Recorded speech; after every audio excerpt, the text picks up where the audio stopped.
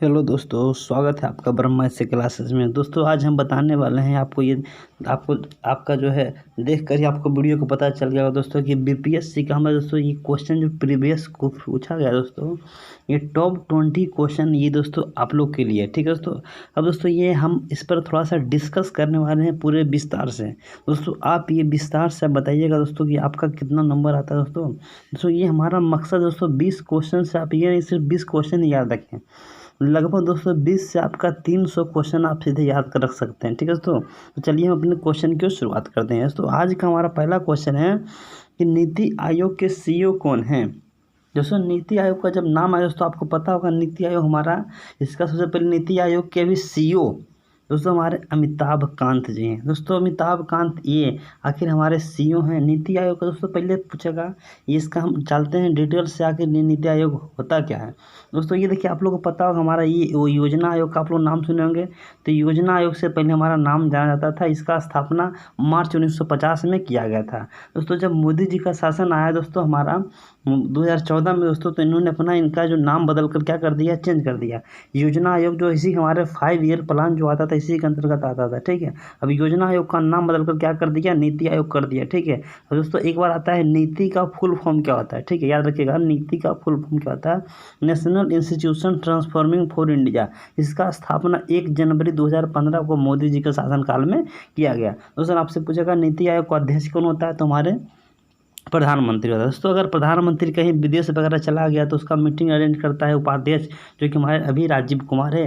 दोस्तों इसका एक हमारा सीईओ होता है जो कि हमारा अमिताभ कांत है, ठीक है। दोस्तों हमारा नाम आया भगत सिंह कोश्यारी का।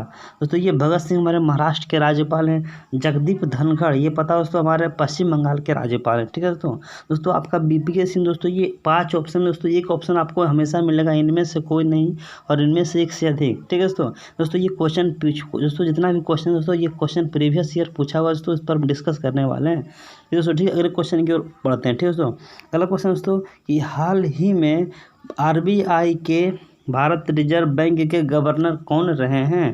दोस्तों ये क्वेश्चन यहाँ पर आ सकता है दोस्तों, थोड़ा सा ये क्वेश्चन अगर आपका देखिएगा दोस्तों, तो अभी वर्तमान में हमारे गवर्नर कौन है, शक्तिकांत दास हैं। कौन दोस्तों, शक्तिकांत दास है दोस्तों। अगर पूछेगा आरबीआई हमारे, जब आपको पता होगा कि हमारा आरबीआई जो है इसका स्थापना 1935 में किया गया था 5 करोड़ की पूंजी लागत से। कब किया गया दोस्तों, 5 करोड़ पूंजी लागत से। दोस्तों उस समय इसका स्थापना था हमारा कोलकाता में है, लेकिन इसका मुख्यालय वर्तमान में चेंज हमारा कर दिया गया मुंबई में है। तो दोस्तों इसका याद रखिएगा हमारा ये हमारा भारत रिजर्व बैंक का आपको पता होगा दोस्तों कि हमारा जब जैसे ही 1927 में इसका मुख्यालय चेंज कर दिया गया, कोलकाता से मुंबई कर दिया गया। दोस्तों हाल ही में आपको पता होगा कि आरबीआई का हमारा जो है डिप्टी गवर्नर पूछा दोस्तों, डिप्टी गवर्नर की संख्या कितना होता है, 4 होता है। हमारा आरबीआई का राष्ट्रीयकरण कब किया गया दोस्तों, तो ये 1949 में किया गया। प्रधानमंत्री उस समय पंडित जवाहरलाल नेहरू थे, ठीक है। दोस्तों ये रिजर्व बैंक हमारा मॉनेटरी पॉलिसी जितने भी हमारा होते हैं, रेपो रेट हमारा मौद्रिक नीति तो पूरा कंट्रोल कौन करता है दोस्तों, रिजर्व बैंक करता है, ठीक है दोस्तों। इससे एक क्वेश्चन दोस्तों आ सकता है ये भारत का बैंक जो सबसे बड़ा बैंक, और दोस्तों इसमें क्या है ना, जैसे आप लोग सुनेंगे वर्ल्ड बैंक, ठीक है। वर्ल्ड बैंक का स्थापना 1944 में किया गया था। इसका ख्याल आपको पता है दोस्तों वाशिंगटन डीसी में इसका, ठीक है दोस्तों। ये हमारा एक आता है federal reserve bank. Federal reserve bank किस देश का सबसे बड़ा बैंक है दोस्तों, फेडरल रिजर्व बैंक दोस्तों याद रखिएगा हमारा अमेरिका का सबसे बड़ा बैंक है। इस तरह भारत का सबसे बड़ा बैंक हमारा आरबीआई है। इसके अंतर्गत आते हैं SBI, PNB, bank of India, Canara bank, HDFC, बंधन बैंक। ये सभी बैंक दोस्तों किसके अंतर्गत आते हैं, आरबीआई के अंतर्गत आते हैं। तो वर्तमान दोस्तों हमारे गवर्नर कौन है दोस्तों, शक्तिकांत दास हैं। दोस्तों ये आप क्वेश्चन तो आ सकता है कितने नंबर गवर्नर है दोस्तों, तो ये 25वें नंबर का गवर्नर है। इससे पहले दोस्तों आपको पता होगा इससे पहले हमारे गवर्नर कौन थे, उर्जित आर पटेल थे। कौन थे दोस्तों, उर्जित आर पटेल थे। ये 24वें नंबर के गवर्नर थे, ठीक है दोस्तों। 23वें नंबर के गवर्नर थे रघुराम जी राजन। दोस्तों उससे पहले थे हमारे डॉक्टर सुब्बा राव। दोस्तों आप लोग कमेंट करके बताइएगा दोस्तों कि जो हमारा नोटबंदी जब हो रहा था 8 नवंबर 2016 को, तो उस समय आरबीआई के गवर्नर कौन थे दोस्तों, आप कमेंट करके जल्दी बताइएगा, ठीक है दोस्तों। चलिए अगले क्वेश्चन की ओर बढ़ते हैं, ठीक है। तो इतना हमने फैक्ट जाना रिजर्व बैंक के बारे में, ठीक है। अगले क्वेश्चन की ओर बढ़ते हैं दोस्तों। अगला क्वेश्चन है कि बिहार में आर्थिक सर्वेक्षण पहली बार किस वित्तीय वर्ष के लिए प्रकाशित किया गया। ठीक है दोस्तों, आखिर दोस्तों हमारा वित्तीय बिहार का आर्थिक सर्वेक्षण जो है दोस्तों ये किया गया था 2006 या 2007 में किया गया था। ठीक है दोस्तों, तो इसका आंसर क्या होगा 2006 और 7। देखिए 2006 और 7 दोस्तों आपको पता है दोस्तों ये हमारे उस समय बिहार के मुख्यमंत्री थे नीतीश कुमार, माननीय नीतीश कुमार। ठीक है दोस्तों, आपको पता होगा बिहार हमारा ये एक ऐसा राज्य दोस्तों 1912 में इसका हमारा 22 मार्च 1912 को बंगाल प्रेसिडेंसी से अलग हुआ था। ठीक है, और उसी समय हमारा इसमें था झारखंड भी शामिल था, उड़ीसा भी शामिल था। लेकिन दोस्तों ये हमारा बिहार से फिर आपका उड़ीसा से ये बिहार से उड़ीसा अलग हुआ 1936 से। फिर हमारा ये बिहार से आपका 15 नवंबर 2000 को क्या हुआ दोस्तों अलग हुआ। ठीक है दोस्तों, तो ये आर्थिक सर्वेक्षण किया गया दोस्तों, और पहली बार किया गया दोस्तों। इसमें हमारा बताया जाता था कि हमारा बिहार का विकास दोस्तों ये बहुत अच्छे सर्वोच्च रहा था। ठीक है दोस्तों, तो आर्थिक सर्वेक्षण का किस वित्तीय वर्ष में किया गया दोस्तों 2006 में किया गया था। ठीक है दोस्तों, चलिए अगले क्वेश्चन की ओर बढ़ते हैं। अगला क्वेश्चन दोस्तों कि निम्नलिखित में कौन सा एक कृषि में उत्पादन बढ़ाने का रास्ता है।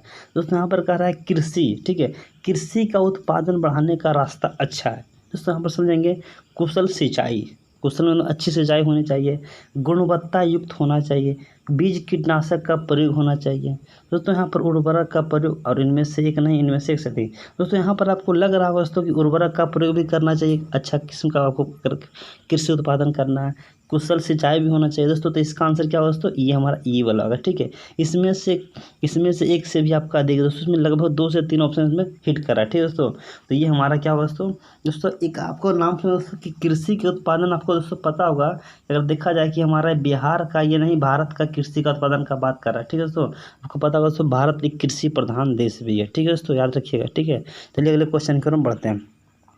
तो अगला क्वेश्चन है दोस्तों भारत में जनगणना, तो भारत जनगणना 2011 के अनुसार भारत में महिला साक्षरता दर क्या थी दोस्तों। यहाँ पर समझेंगे 2011 की जनगणना दोस्तों, ये 2011 की जनगणना दोस्तों हर एक भारत का जनगणना हर एक 10 वर्ष पर होता है। ठीक है दोस्तों, कब होता है दोस्तों 10 वर्ष पर होता है दोस्तों। जनगणना का अगर पूछेगा अध्ययन को क्या कहा जाता है दोस्तों, तो डेमोग्राफी कहा जाता है हिंदी में।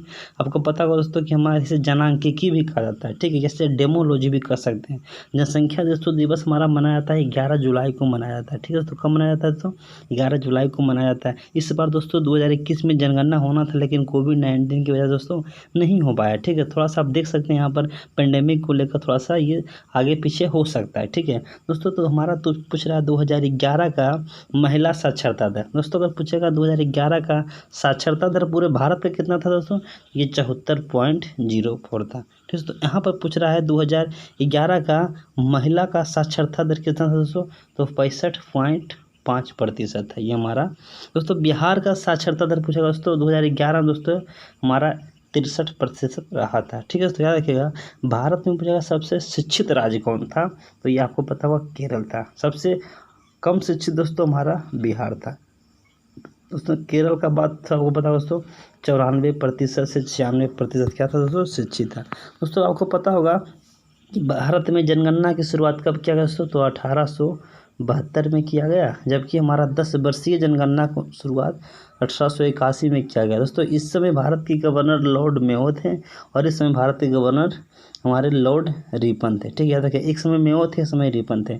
इसके 4 साल के बाद दोस्तों गवर्नर आ गए थे लॉर्ड डफरिन, जो कि कांग्रेस का स्थापना 28 दिसंबर 1885 में कांग्रेस का स्थापना 72 प्रतिनिधि द्वारा किया गया था। ठीक है दोस्तों, जनगणना से आया दोस्तों। आपको पता है दोस्तों भारत का जनगणना दोस्तों पहला स्थान किसका दोस्तों, चीन का है, याद रखिएगा। ठीक है, दूसरा स्थान दोस्तों किसका दोस्तों, दूसरा स्थान दोस्तों आपको पता होगा हमारा भारत का है। और दोस्तों तीसरा स्थान पे दोस्तों किसका दोस्तों, तीसरा स्थान हमारा अमेरिका का है। चौथा स्थान दोस्तों आपका इंडोनेशिया का। 5वां स्थान दोस्तों ब्राज़ील का है। ठीक है दोस्तों, तो यहाँ पर ये आप कुछ देश के बारे में आप या जनसंख्या मामले आप देख सकते हैं। ठीक है, अगर दोस्तों क्षेत्रफल की बात किया जाए दोस्तों, तो क्षेत्रफल दोस्तों पहला स्थान आपका रूस है।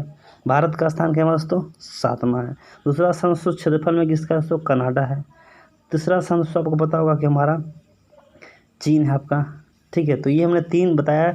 रूस का राजधानी मॉस्को है, कनाडा का राजधानी दोस्तों ओटावा है, चीन का राजधानी बीजिंग है। ठीक है दोस्तों, अगले क्वेश्चन की ओर हम बढ़ते हैं। दोस्तों अगला क्वेश्चन है कि किस वर्ष झारखंड राज्य अस्तित्व में आया।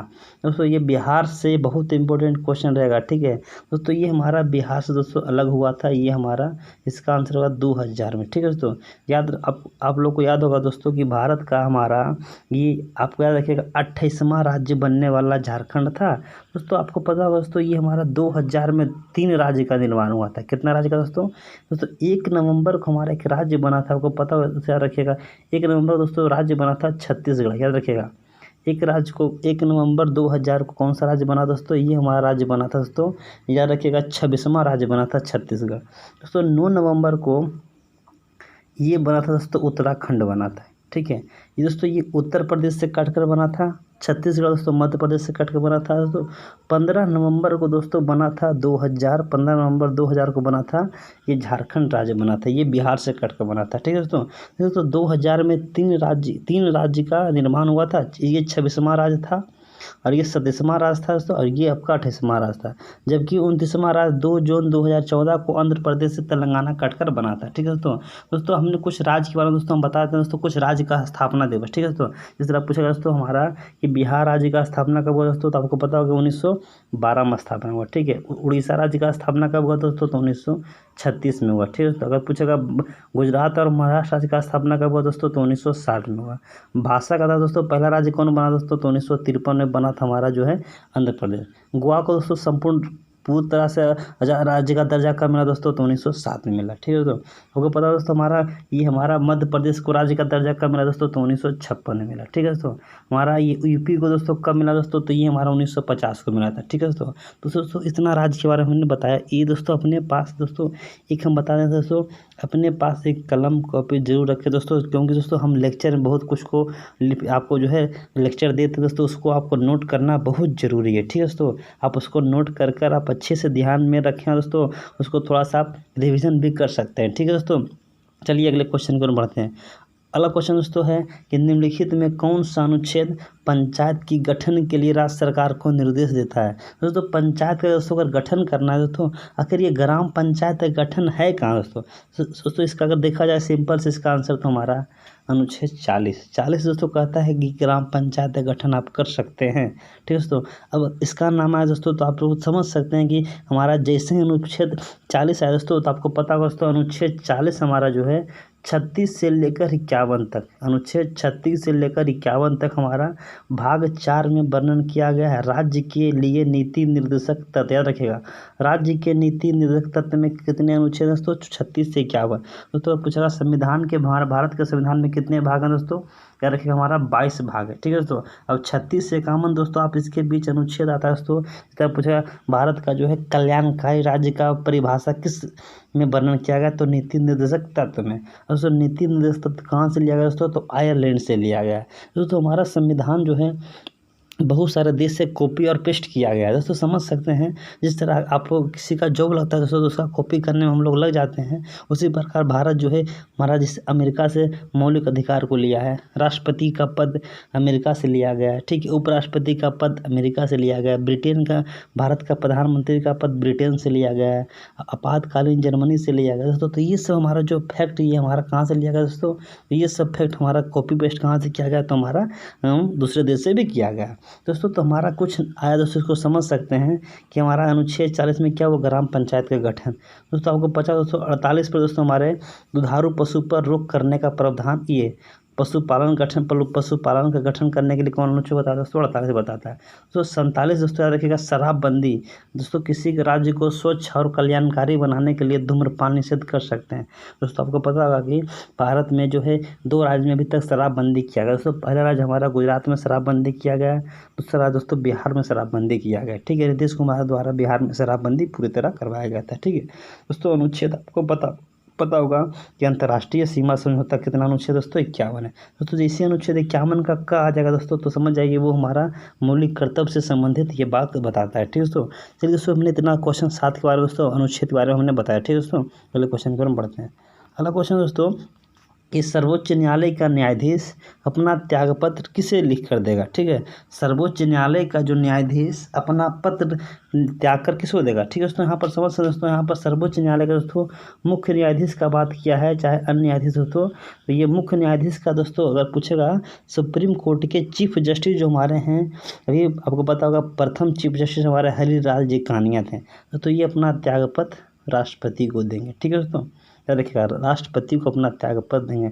अब दोस्तों राष्ट्रपति किसको त्यागपत्र देगा।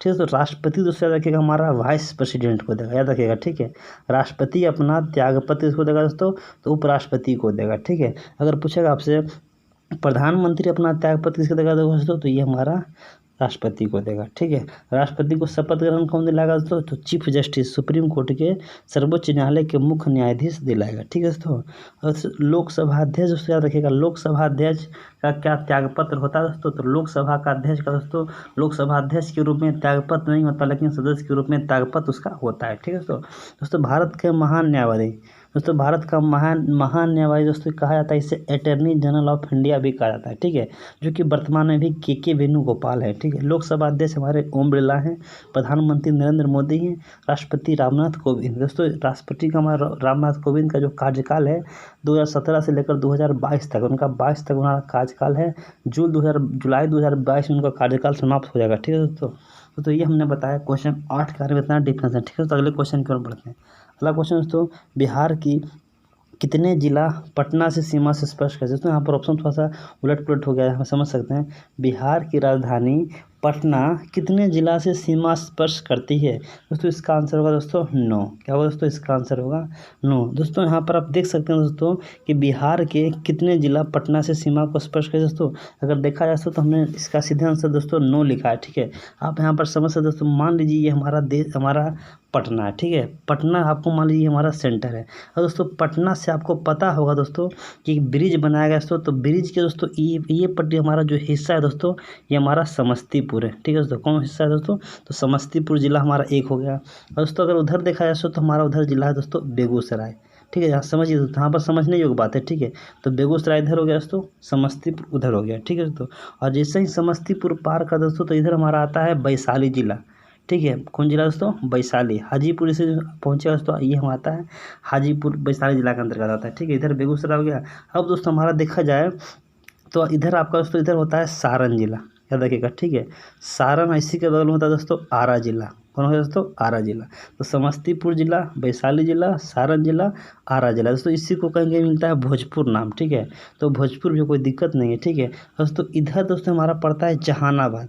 आप दोस्तों गया रूट में जाते हैं दोस्तों, तो उधर पड़ता है जहानाबाद पड़ता है। ठीक है, और दोस्तों जहानाबाद दोस्तों बगल में पड़ता है, याद रखिएगा, अरवल। कौन पड़ता है दोस्तों, अरवल जिला। ठीक है, याद रखिएगा, अरवल जिला। और उसके बगल में दोस्तों पड़ता है हमारा, अगर देखा जाता है तो हमारा नालंदा बगल में। ठीक है, नालंदा बगल में दोस्तों पड़ता है हमारा लखीसराय। ठीक दोस्तों, तो ये हमारा हो गया कितना दोस्तों, समस्तीपुर 1, वैशाली 2, सारण 3, आरा 4, बेगूसराय 5, जहानाबाद 6, अरवल 7, नालंदा 8, लखीसराय 9। दोस्तों ये 9 जिला की बात याद किया दोस्तों। अब क्वेश्चन दोस्तों, ये क्वेश्चन प्रीवियस में पूछा दोस्तों। ठीक है, 64 का बीपीएससी एग्जाम दोस्तों क्वेश्चन पूछा गया था। ठीक है, आप यहाँ पर ध्यान में थोड़ा सा रख सकते हैं दोस्तों। क्वेश्चन आएगा बिहार की राजधानी पटना किस जिले को स्पर्श नहीं करता है। ठीक है, ये चीज़ आप जरूर रखिएगा। ठीक है दोस्तों, चलिए अगले क्वेश्चन की ओर बढ़ते हैं। अगला क्वेश्चन दोस्तों, बिहार की अधिकांश क्षेत्र आच्छादित है। दोस्तों यहाँ पर बताया गया है कि हमारी किस मिट्टी से आच्छादित है। दोस्तों ये हमारा कछाड़ी मिट्टी है। देखो दोस्तों, मिट्टी अगर देखा जाए तो मिट्टी भी हमारा, जब पढ़िएगा हमारे मिट्टी के ज्योग्राफी का टॉपिक है मिट्टी। दोस्तों मिट्टी का अध्ययन पूछा दोस्तों, मिट्टी के अध्ययन को क्या करते हैं दोस्तों, तो मिट्टी का अध्ययन दोस्तों हमारा कहता है पेडोलॉजी। क्या कहता है दोस्तों, पेडोलॉजी। दोस्तों अगर यही क्वेश्चन पूछे दोस्तों, चट्टान के अध्ययन को क्या कहते हैं दोस्तों, तो उसको कहते हैं पेट्रोलॉजी। क्या कहते हैं दोस्तों, पेट्रोलॉजी। दोस्तों याद रखिएगा, पेट्रोलॉजी अलग है, पेट्रोल अलग है, पेडोलॉजी अलग है। मतलब पेट्रोलॉजी हमारा अलग हो जाता है दोस्तों, जो हमसे गाड़ी में डाल कर चलाते हैं दोस्तों, एक पेट्रोलॉजी होता है। ठीक है, चट्टान के अध्ययन क्या कहते हैं, पेट्रोलॉजी। तो बिहार के अधिकांश क्षेत्र आच्छादित किस मिट्टी से दोस्तों, कछारी मिट्टी से। ठीक है दोस्तों, आपको दोस्तों याद रखिएगा कि हमारा मिट्टी का पीएच मान कितना होता है दोस्तों, देखिए मिट्टी का पीएच मान तो हमारा 7 होता है। क्या होता है, 7 होता है। ठीक है दोस्तों, चलिए अगले क्वेश्चन की ओर बढ़ते हैं। अगला क्वेश्चन दोस्तों, भारत के किस राज्य को चीनी का कटोरा कहा जाता है। दोस्तों चीनी का कटोरा दोस्तों अगर देखा जाए विश्व लेवल पर तो इसे क्यूबा को कहा जाता है, ठीक है। लेकिन भारत में चीनी का कटोरा दोस्तों यूपी को कहा जाता है। किसे कहा जाता है दोस्तों? यूपी को। दोस्तों क्यों कहा जाता है समझेंगे। दोस्तों पूछेगा चीनी सबसे अधिक कहाँ होता है दोस्तों? हमारा यूपी में होता है। गन्ना कहाँ होता है दोस्तों? यहीं होता है। दोस्तों अगर पूछेगा हमारा गेहूँ कहाँ होता है दोस्तों? तो यहीं होता है। लेकिन दोस्तों अगर पूछेगा चावल कहाँ होता है दोस्तों, तो चावल दोस्तों याद रखिएगा हमारा पश्चिम बंगाल में होता है, ठीक है दोस्तों। कहाँ होता है? पश्चिम बंगाल में। अब दोस्तों एक क्वेश्चन आएगा, लेकिन यही क्वेश्चन पूछेगा कि भारत में सबसे अधिक दूध उत्पादन कौन करता है, तो ये भी हमारा यूपी करता है। लेकिन अगर पूछेगा दोस्तों दूध खपत कौन करता है, ठीक है, तो ये हमारा हो जाएगा पंजाब, ठीक है दोस्तों। अगर पूछेगा प्याज उत्पादन में पहला स्थान किसका दोस्तों? महाराष्ट्र का है। किसका दोस्तों? महाराष्ट्र का। दोस्तों बिहार के बारे में दोस्तों हमने बता दिया कि बिहार से दोस्तों जितने भी क्वेश्चन बनते हैं, खासकर अभी महिला उद्यमी योजना शुरुआत की है नरेंद्र मोदी। चिनपटिया, आपको पता होगा चिनपटिया हमारा जो है संबंध किससे है? बेतिया जिला से, आपका जो है पश्चिमी चंपारण से है, ठीक है दोस्तों। अगले क्वेश्चन की ओर बढ़ते हैं दोस्तों कि हमारा अगला क्वेश्चन है दोस्तों कि हमारा हरियाणा जो है आपको खासकर सबसे कम लिंगानुपात किस जिला का, किस राज्य का दोस्तों? हरियाणा का, ठीक है दोस्तों। चलिए अगले क्वेश्चन की ओर बढ़ते हैं दोस्तों। अगला क्वेश्चन है कि आज़ादी के बाद भाषा के आधार पर राज्यों का पुनर्गठन किस वर्ष हुआ? दोस्तों यहाँ पर पूछ रहा है दोस्तों, जैसे ही भारत हमारा 1947 में दोस्तों आज़ाद तो हुआ था, ठीक है। संविधान लागू 26 जनवरी 1950 को हुआ था, लेकिन भाषा का आधार पर दोस्तों ये बनने वाला राज्य हमारा 1956 में था। कब था दोस्तों? 56 में। आपको पता होगा कि 1953 में आंध्र प्रदेश को राज्य का क्या बना था? बनाया गया था, लेकिन जो संवैधानिक दर्जा कब मिला? 1956 में। दोस्तों 1978 में पता होगा हमारा 44वां संविधान संशोधन कर हमारा जो है संपत्ति का अधिकार क्या कर दिया गया? समाप्त कर दिया गया मोरारजी देसाई के शासनकाल में। दोस्तों 2000 में बताया दोस्तों हमने 3 राज्य का गठन किया था दोस्तों। अभी बताया 1 नवंबर 2000 को हमारा छत्तीसगढ़ बना था, 9 नवंबर 2000 को उत्तराखंड बना था, 15 नवंबर 2000 को हमारा झारखंड बना था बिहार से कटकर। ठीक है, अगले क्वेश्चन की ओर बढ़ते हैं। अगला क्वेश्चन दोस्तों कि भारत की 2011 की जनगणना के अनुसार भारत की कुल जनसंख्या नगर में कितना प्रतिशत निवास करती है? ठीक है दोस्तों, ये क्वेश्चन आप थोड़ा बहुत इंपॉर्टेंट क्वेश्चन दोस्तों, समझ सकते हैं इसको। ठीक है दोस्तों, तो ये क्वेश्चन है कि 2011 की जनगणना के अनुसार कुल जनसंख्या के नगरीय जनसंख्या कितना प्रतिशत है?